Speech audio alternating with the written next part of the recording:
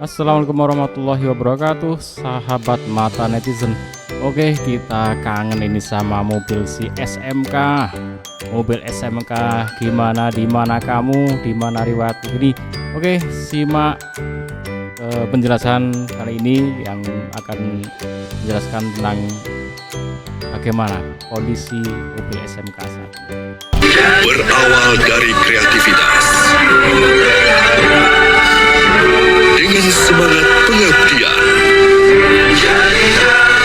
dan kerja keras, lahirlah mobil kebanggaan Indonesia dari Solo untuk Indonesia. Video tersebut telah berusia hampir 12 tahun. Namun di manakah keberadaan mobil SMK saat ini? Bab 1, sejarah SMK.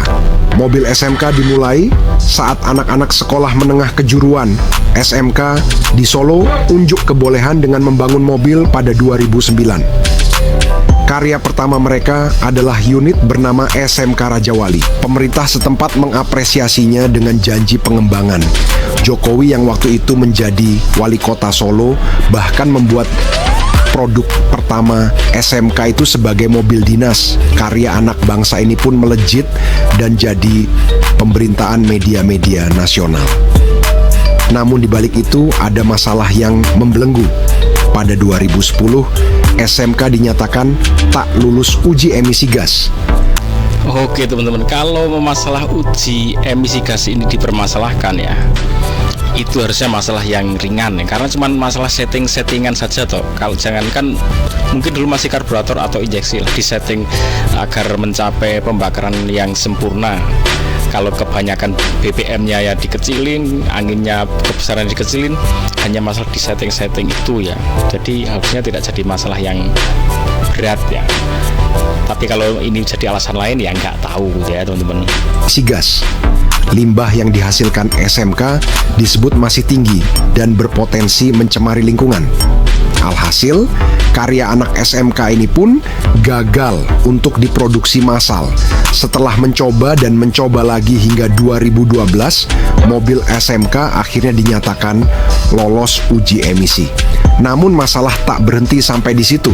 Setelah lolos uji emisi, mobil SMK justru hilang kabar dan tak tahu arah. Namun setelah sukses mendongkrak nama Jokowi, di manakah keberadaan SMK di jalan raya saat ini? Apakah SMK hanyalah kendaraan politik untuk meraih kursi jabatan saja?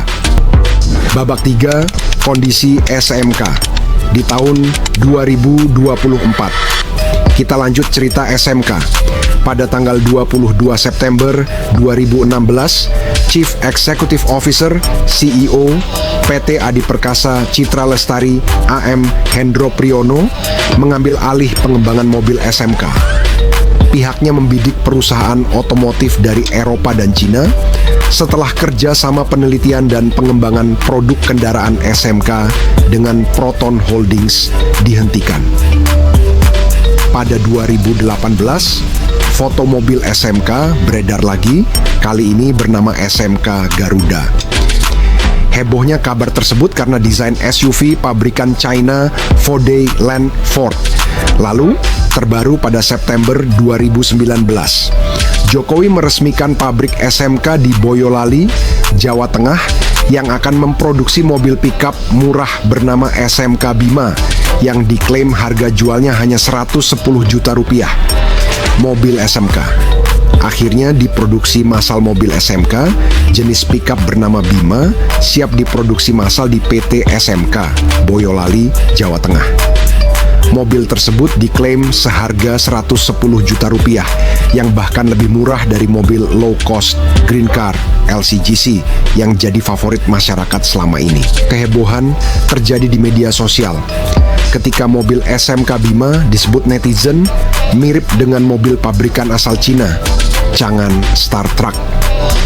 Mulai dari tampak depan, samping hingga bagian belakang mobil. Hingga akhirnya muncul tanda pagar atau tagar Shrak Chang'an Jiplak SMK dan menjadi trending topik di jagat maya. Para netizen ramai-ramai mengomentari kemiripan mobil tersebut. Sementara Direktur Utama PT SMK Edi Wirajaya menyatakan, mobil SMK merupakan mobil buatan Indonesia karya anak bangsa sendiri. Kendati bukan mobil nasional, namun diproduksi oleh perusahaan swasta nasional 100%. Oke, ini kalimat yang tidak masuk akal ya. Diproduksi oleh perusahaan swasta nasional 100%. Nah, 100% itu tidak masuk akal karena ya nggak mungkin kalau Indonesia itu udah bisa membuat mobil kok 100%. Dan untuk kedepannya kita masih belum tahu apakah ini akan diproduksi lagi atau dimodifikasi, ditingkatkan teknologinya. Karena untuk membuat mobil itu sebenarnya secara fisik, membuat fisiknya itu mudah ya. Membuat fisik secara fisik membuat mobilnya itu mudah. Tapi yang sangat susah itu adalah bagaimana membuat regulasi agar mobil itu setelah jadi benar-benar bisa jalan di jalan raya. Nah, itu yang sangat susah di situ.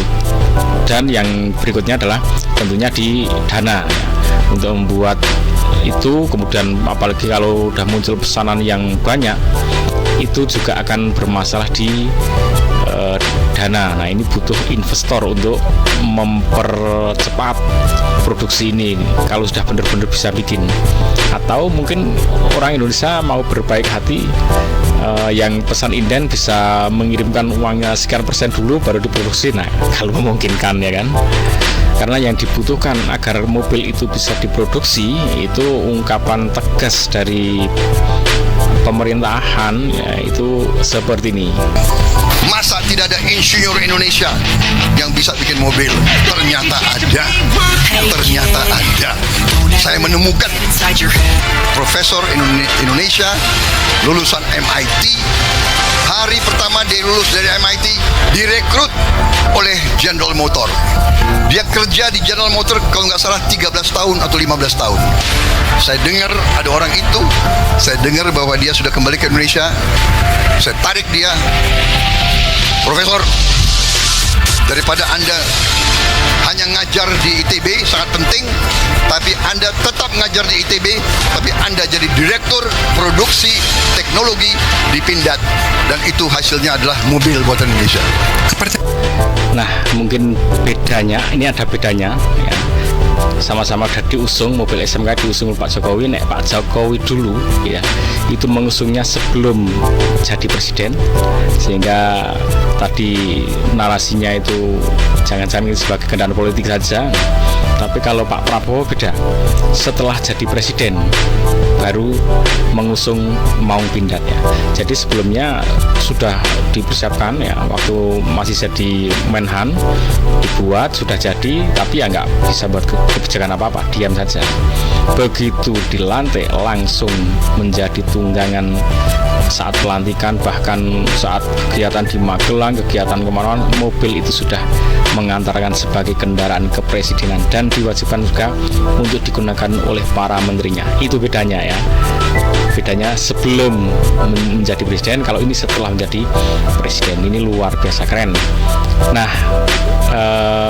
kalau untuk teknologi saya kok agak khawatir ya dengan SMK itu. Kalaupun ditengok lagi, mungkin secara teknologi sudah teknologi yang ketinggalan, karena itu sejak 2012-an ya.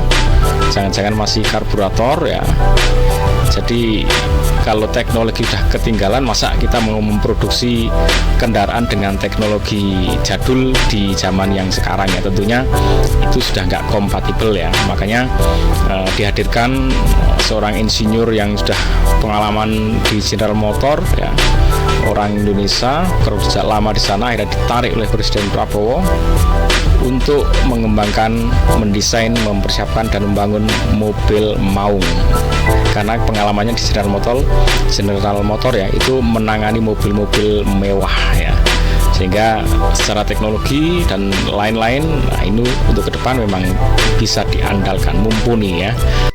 Oke, ikuti terus Mata Netizen. Assalamualaikum warahmatullahi wabarakatuh.